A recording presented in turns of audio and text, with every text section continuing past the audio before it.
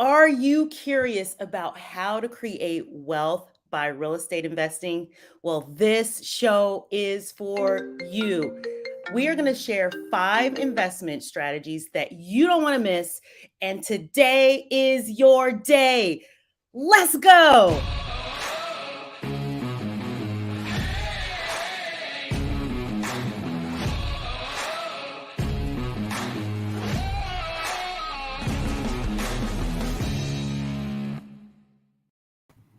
Hey. What is up? Hello. How's everyone I'm doing this morning? excited. We are great. Welcome to Talent Talk. We are in the hizzy this beautiful Washington Northwest morning, and of course we've got our boy G Jurgen from the AZ. We got Steve in the hizzy, and not to mention our guest host with the most, Jake DeAtley. And Jake, we are so excited to have you on today. As we in Talent Talk, we are talking investment.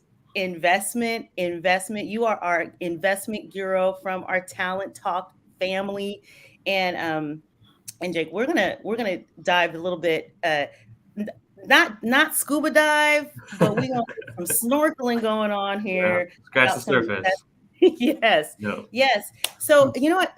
As we introduce, I think you can. You're practicing what you preach. You are with a group called Olympia, Multifamily, and more. And tell us a little bit about what you do, and we're going to dive in a little bit about investing. So if you are listening here, we want to welcome you all of our platforms. Good morning, and if you have any questions about investment strategies, like seriously, put them in the chat. We want to answer your questions this morning. And I feel like I'm just been talking. I want to roll it over to you, Jake. What do you do? Who are Yeah. you? And then we'll go from there. Yeah, totally. Yeah, real estate investing is like my favorite topic to talk about by far. So super stoked to be here. Really appreciate you guys bringing me on the show. Just a quick recap about me. I've been investing in real estate since 2017. That's kind of where I got started in the real estate space. I read a popular book called Rich Dad, Poor Dad that kind of sent me down the rabbit hole. And ever since then, I've started out with buying a property that needed some work. My brother and I purchased it, did all the renovations ourselves. That kind of got the ball rolling for us. And since then, I now am a 50-50 partner on 22 rental units in Thurston and Lewis County. Also am a partner on a 200 plus unit mini storage development out in Yelm. So continuing to look for opportunities. I'm also in the short-term rental space. So it's a lot of fun, and I just love talking about it. So stoked to be here. Man, that's awesome. I mean, to see what you're doing, Jake. Even when I first mentioned you came in, you've been doing a great job in being able to build that net worth that people are always looking for, and trying to work on building. And go ahead, Jake. I was just going to say, and just regarding the group real quick. Yeah, we meet once a month. We bring in different speakers, talk about different topics. Here at the John L. Scott office in Olympia, which is just a fantastic spot in the summertime to hang out on the rooftop deck. Next month we've got Dion McNeely coming out, and he's just got a really fantastic story. He went from almost $90K in debt, single dad, 3 kids 10 years ago, making $17 an hour. And last week he just retired from his W-2 job with 16 rental units, and he's financially independent. So it's a really cool story. He's going to talk about that next week, and just try to show folks that there's a simple path to financial independence if you're consistent and stick with it. So just stoked to have different people come out every month and have a great networking environment where we just learn together and help each other out. So yeah, it's cool. Very nice. Very nice. So, hey, if you're just tuning in right now, today's topic is what to consider as a beginning investor. And before we dive into this, we normally start off with a trivia question that leads into our discussion. And today's trivia question is in 2021, a renter's average net worth was $8,000. What was the average net worth of a homeowner? So multiple choice, you got 10,000, $75,000, $150,000, or $300,000? Drop your comment in the comment section, or your answer in the comment section, and we'll bring you the answer here at the end of the show. So next up, I guess let's turn this over to Jake. Let's get into talking about investing, and maybe just start off like with what real estate investing is and the kind of investors that there are. Yeah, totally.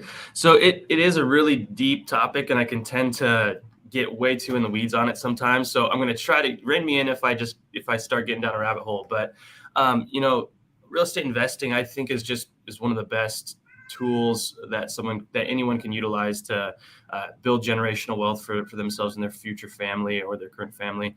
And there's a lot of different methods or tactics that someone can utilize when it comes to real estate investing.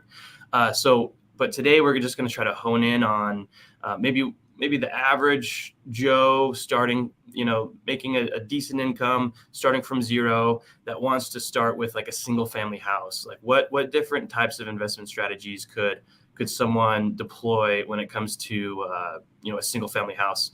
So we're going to talk about house hacking, the BRRRR method, live-in flips, just living in the property for a year and then making it a rental, and then also bird dogging. So I'm happy to jump into those topics. There's a big spectrum of lifestyle compromise from Jurgen wants to pop in real quick before you get going. Yeah, Jake, you actually, what you're going to end up touching on is exactly the topic today. Like, you're going to be able to give us 5 strategies for being able to invest as a beginning investor.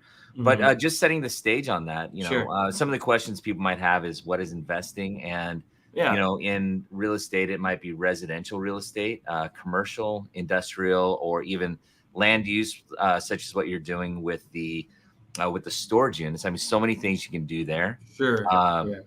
Then you've also got what kind of investors? You got active investors who are doing the self-management, very much in line with what you're talking about today. Or you've got more of a passive, which might be in a group or a real estate investment trust, something along those lines. And then there's some different ways of investing that are often talked about. 4 of them being, purchasing a primary residence or a single family home resident or rental home, a real estate investment trust again, or crowdfunding. But today on that beginner, you're really going to end up focusing in on 5 investment strategies that in that residential space, right?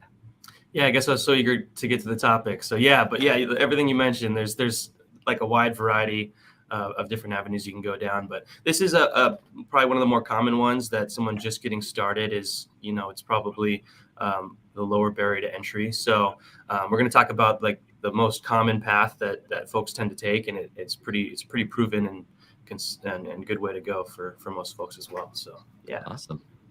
So I think we'll kind of co-lead in on all this. So you mentioned the easiest or the best way. Maybe it's not the best way, but maybe it's the easiest way to get started as a beginning investor.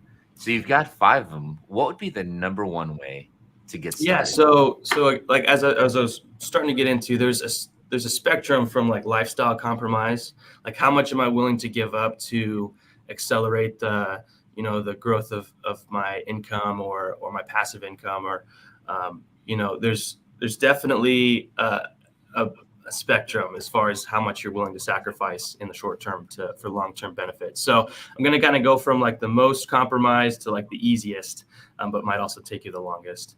And you can kind of mix and match some of these strategies too. That was what I did when I first started.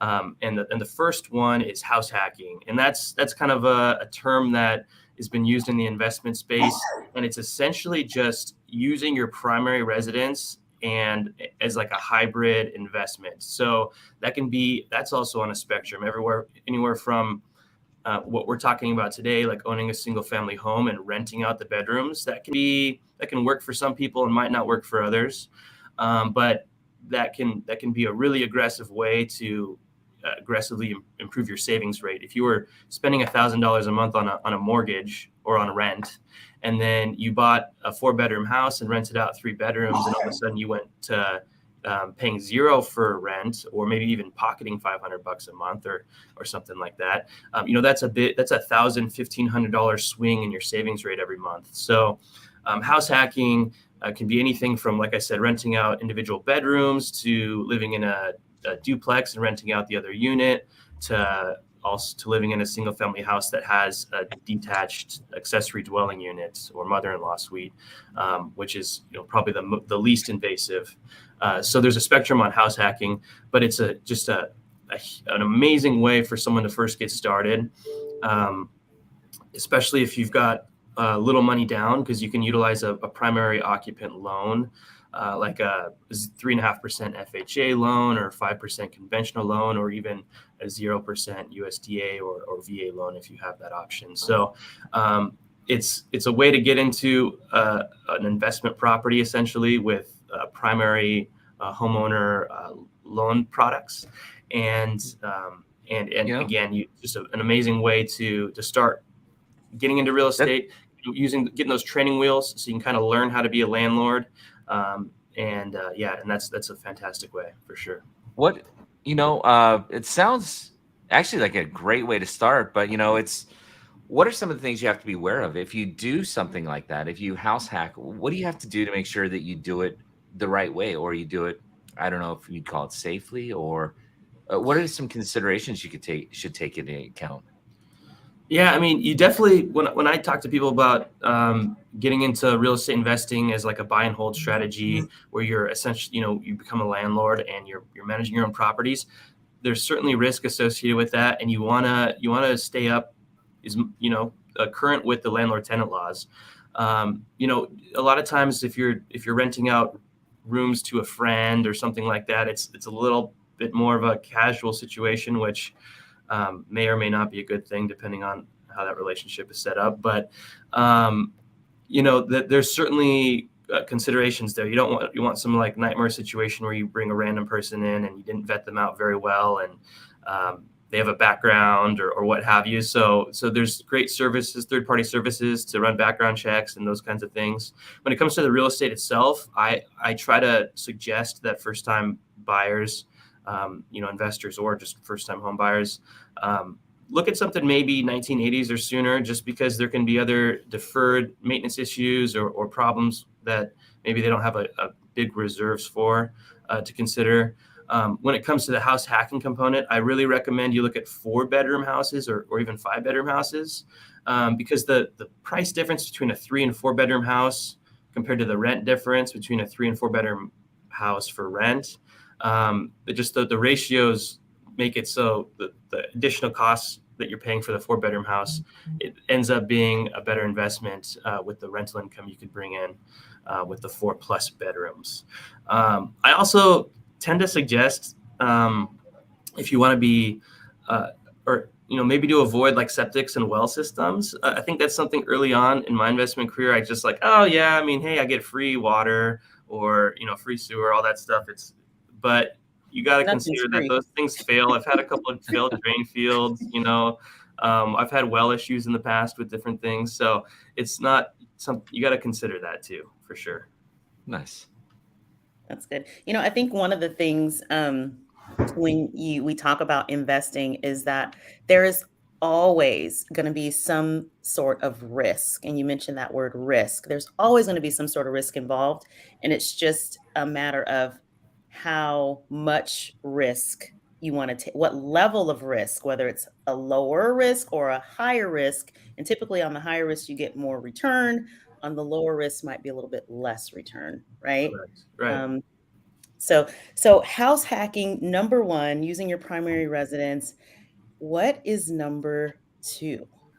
Second strategy that is really popular in the investment space right now is called the BRRRR strategy. That sounds cold. Sounds cold. It's cold in here. It stands for buy, rehab, rent, refinance, repeat. And this strategy, and it's actually, there's no U in there. It's just BRRRR. And that's, and I actually use that strategy in conjunction with house hacking. And the BRRRR strategy means you're looking for a property that maybe is a cosmetic fixer. And this is something that the investor has to be willing and able to learn how to fix things and be handy. You're not necessarily, I'm not suggesting you move walls or make any structural changes. I really suggest for a first BRRRR that you look for something that's dated cosmetically.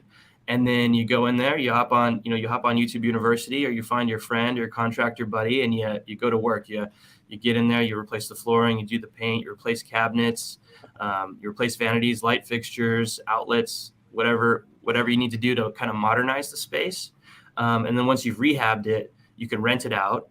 And then ideally, if you bought it at the right price, under value, because it was a dated property, once you go to refinance it, you're in a position where you've forced enough equity over that, 3, 6, 9, 12 months, and the property has increased in value substantially. And ideally, you will be able to refinance the property, get a new loan on the property, pay off the old loan, recover your down payment, and ideally your rehab costs.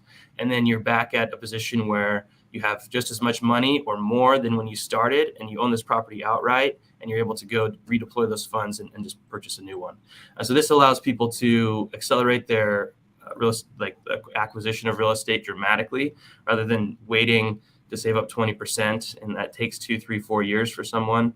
This allows you to redeploy those funds every 6 months or 12 months and acquire properties. And in my case, I bought a dated property, fixed it up, moved in, brought in renters, and then refinanced it. So I double dipped on those two strategies, and over 18 months after we bought that property, it was worth well over $125,000 more than we paid for it, and we're able to recover all of our initial funds plus $20,000 and continue forward. So I think if you can combine those two strategies, that's best case scenario for someone just getting started. Wow. Jake, you're also leading a group with Multifamily and More. And on the second strategy, you're talking BRRRR, the buy, rehab, rent, refinance, and repeat. Now, there's a lot of talk about the market. It's in the news for sure, and a little bit of shift. Can you still do that in a market that might be going towards more of a neutral market, or let's say the worst case scenario, it even flip to a buyer's market? Could you still do that in any market? Yeah, it is tougher right now to make numbers to make produce cash flow with rental properties, with how much interest rates have gone up over the last 3 months, and that is the reality of the market where we're at. But that's not to say if someone was looking for pure investment property, then some of these situations might not pencil out. But when you're looking at comparing someone that, hey, I need to buy a home, the market is everything is super expensive.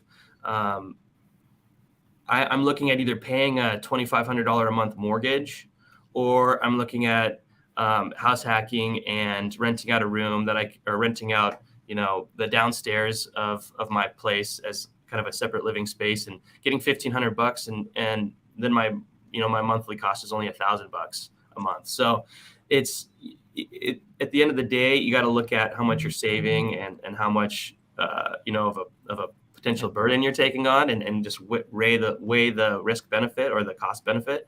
But in a lot of circumstances, for folks that are trying to get into the real estate space, I think it's a matter of being in the market, getting your foot in the door. As we said, on the onset, the average homeowner's net worth is dramatically higher. We don't know the number yet, but it's dramatically higher than the average renters.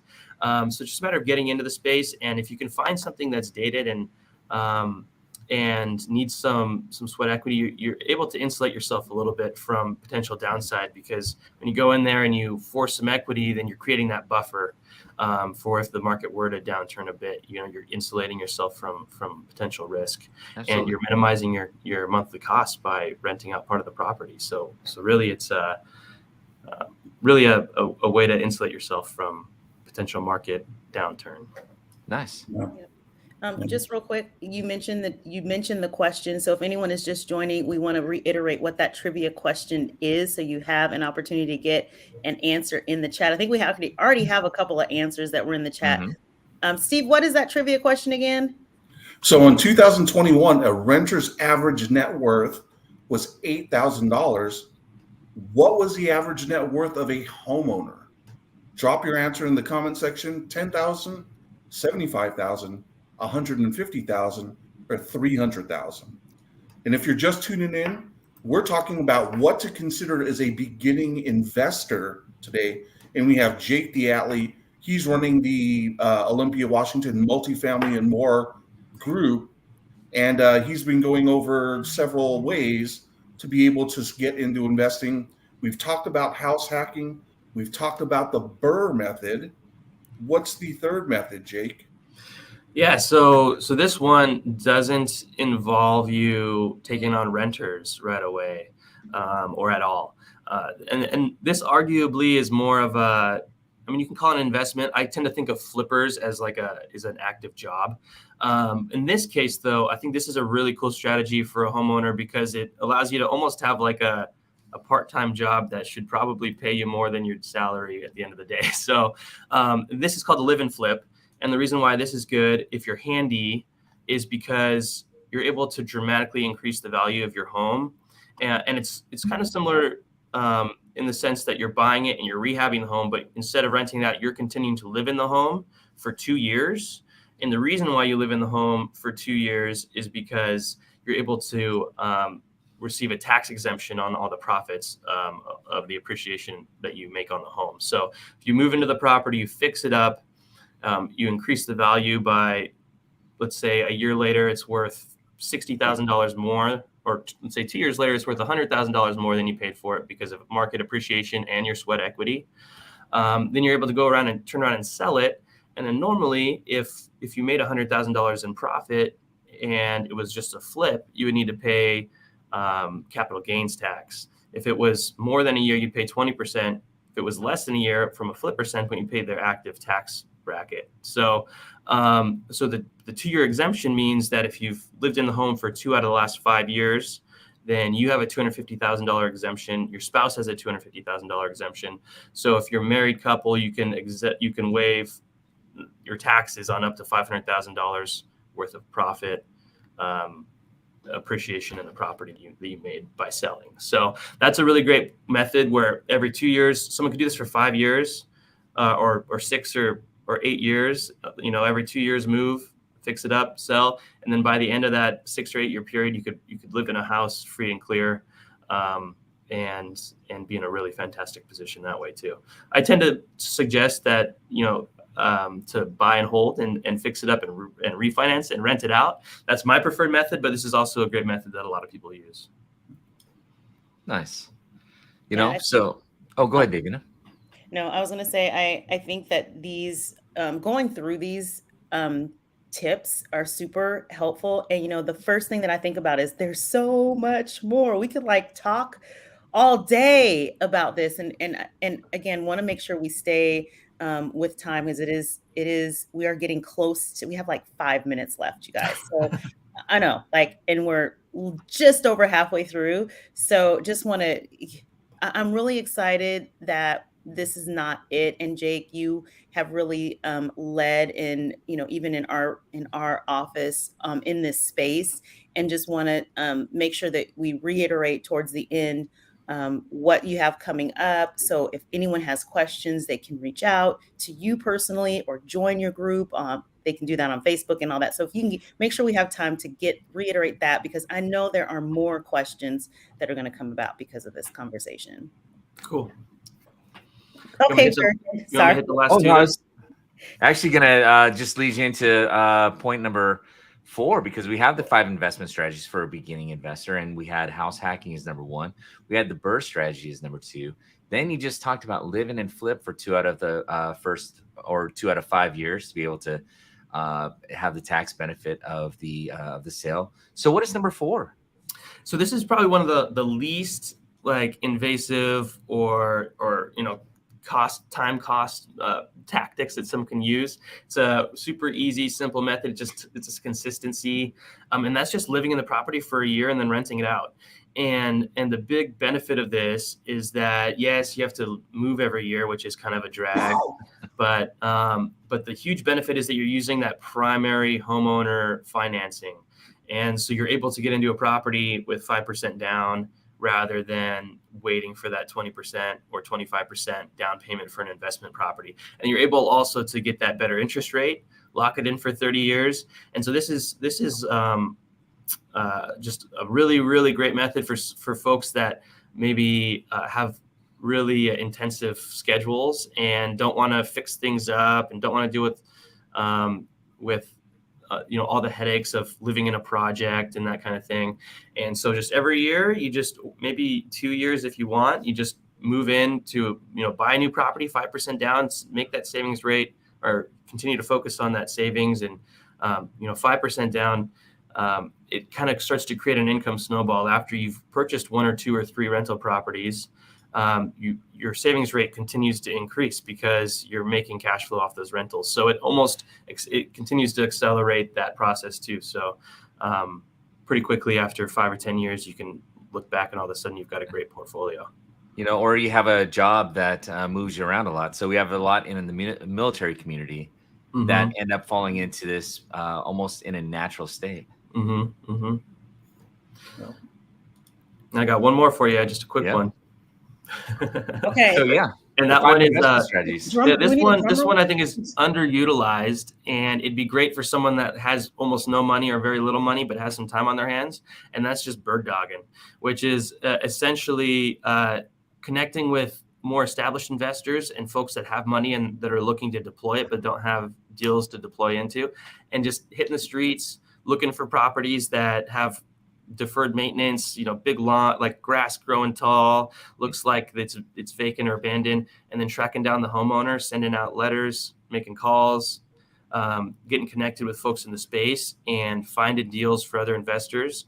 And then you can get a bird dog fee, almost like a commission in real estate, or maybe try to work out a deal where you get a little bit of equity out of the deal. And that's a way to get like that initial kind of seed funds going to get you rolling and also get you connected with people in the space. So I think that's a tactic that more, especially younger aspiring investors should pursue. Nice. So you had 5 investment strategies. We went through them, like David mentioned. On the time, it's getting a little shorter, but you had house hacking, you had the burst strategy, you had live and flip, you had living in it for a year or a little longer, and being able to rent it out, and then you had bird dogging. And if you missed any part of this, just rewind. It is there for you. And then, just one quick question on my side, and Steve or Davey also might have a question for you too. When you looked at this, you had to start somewhere. What was the area, like, where did you start, and why was that clear to you? Like, each of these strategies, you probably need some clarity of what you're trying to achieve. How are you able to get that clarity, and what was that first step for you? Yeah, I think it was, first of all, just like gaining a certain level of confidence that I could take on projects and learn some of the skills. So being ready and able to do that, and then just trying to identify what's, I'm a, 5 years ago, young single guy that's got time on his hands and willing to work the evenings and afternoons, So I was looking for the strategy that was going to give me the most bang for my buck and accelerate, my investing goals as quickly as possible. So I looked for the most, the 2 strategies that I felt like would create the most, benefit for me, and I just went and tackled it. Nice. I think one of the things before we end this is just with all 5 strategies and in investing, it can be overwhelming if you think you're doing this alone. And so, but you're not alone. You need to have a TEAM, right? Can you just who should be on your team? If you're thinking about getting into this space, who do you need in your corner? Yeah, I mean, in real estate investing is definitely a team sport, for sure. Having a really good real estate agent is paramount, because if you find a really good real estate agent, they can generally connect you with most of the other pieces. One thing for me too was finding a business partner, which happened to be my brother, that we just had very clear goals, and we were aligned in those goals. And that helped give me the confidence, like, hey, if I came across a situation that I wasn't expecting, we're going to figure it out together, which was just gave me a lot more confidence to get into it to start. And then, beyond the agent and maybe a partner, you don't have to have a partner. A really good inspector is always important. a really good lender is really important, because it's important to look at different financing strategies. When it comes to real estate investing, you want to try to keep as much money in your pocket and choose good leverage, safe leverage that will allow you to grow quicker. And then good contractors right now are, unless you're willing to do most, if not all, the work yourself, it's tough. Like right now, contractors are spread pretty thin. They're pretty expensive. So expect projects to cost twice as much, and if you're doing them yourself, then to take twice as long as you expect. So that's definitely want a good core, and then eventually, earlier rather than later, getting a good CPA on your side, and a real estate attorney too. Eventually, you're going to need those. So start establishing those connections and relationships as soon as you can. Very nice. That's good. That's good. So we just say start with your real estate agent. Yeah. Call us. Yeah. Don't make it too complicated. Don't get all, oh my gosh, I need this huge team. Focus on the real estate agent. And don't settle for the first one you meet. Like, interview more than one, for sure, and ask them tough questions. Make sure that they're going to be able to have resources that are going to benefit you and help you succeed in the space. Or another route, and I know we've got the trivia answer to get to in just a sec. Another route is a group like yours, which is the Multifamily and More, being able to, if you have any questions, or you even have that seed of a thought in your head that you might want to or are interested in investing, get around some people that are doing it and see if it is right for you. You can ask all the questions. I assume they can ask any question they want. No bad questions, right? Yeah, no, we're a forum for open conversation, and try to make even like the newest of newbies feel really welcome. So yeah, definitely come in and ask any and all questions. Great. Jake, great. That's what I was going to ask. There's the your group, Multifamily and More, but you guys meet once a month, and when's your next meeting, Jake? Yeah, so you can find us on we've got a private Facebook group. We're also on meetup.com, which is kind of a website for organizations and different groups. We meet every fourth Tuesday at 6 p.m. On the John L. Scott office in downtown Olympia. And so that's where we'll be this coming Tuesday, just a few days away. It's unfortunately going to be dang near 100 degrees, so I can't win with the deck. So we'll see if anyone wants to hang out on the rooftop deck. But other than that, it's going to be a great time for sure. Yeah. Awesome. And you normally have a pretty decent group of investors there too. Yeah, like usually between 25 and 45 folks come out. Yeah. So it's a good crew, and there's always something to learn for sure. Always learn something new. And Cindy's saying, very informative. Thank you, Jake. Thank you, Jake. And as we wrap up, Jake, I just want to thank you. Big shout out. That was great. All the information that you gave. Jake, thank you. Yeah, absolutely. Appreciate it. All right, trivia question answer. Trivia. Before we wrap, we got that trivia question and answer. Question was, in 2021, a renter's average net worth was $8,000. What was the average net worth of a homeowner? We had several answers, multiple choice, and we had several answers. 10,000, 75,000, 150,000, 300,000. If you guessed, Yolanda was 150. Amber was 300. Donna was 150. All right. We know the answer. Someone had the right answer, and if you guessed D, 300,000, you are a winner. Yeah. Winner, chicken dinner. Woo. Yes. So net worth of a homeowner versus a renter was $300,000. 40 times more. Wow.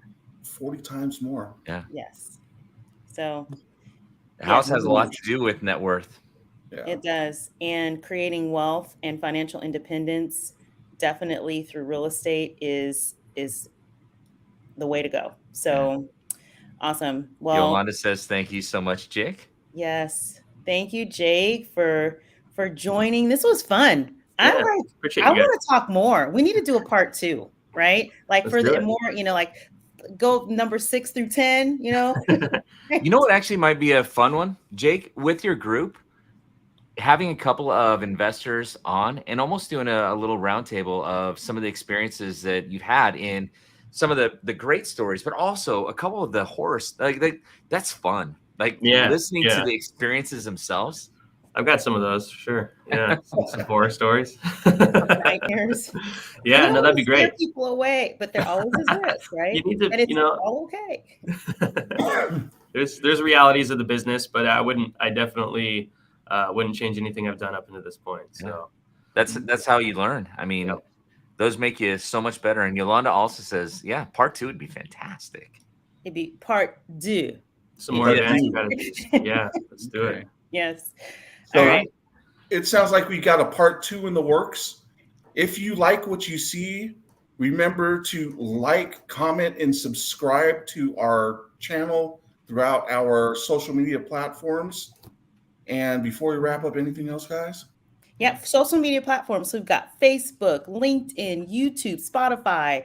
We've got Facebook and Anchor Podcast. So wherever you are, guys, we are, you guys, just like us, follow us, subscribe, and join us. Even in our live broadcast, we love it. We thank you for joining us today, and we will see you guys next week. And we just end up with this big Be Bold. So on 3, let's go. On a Be Bold. On the same Be Bold too. Here we go. 1, 2, 3. Be bold. Bold.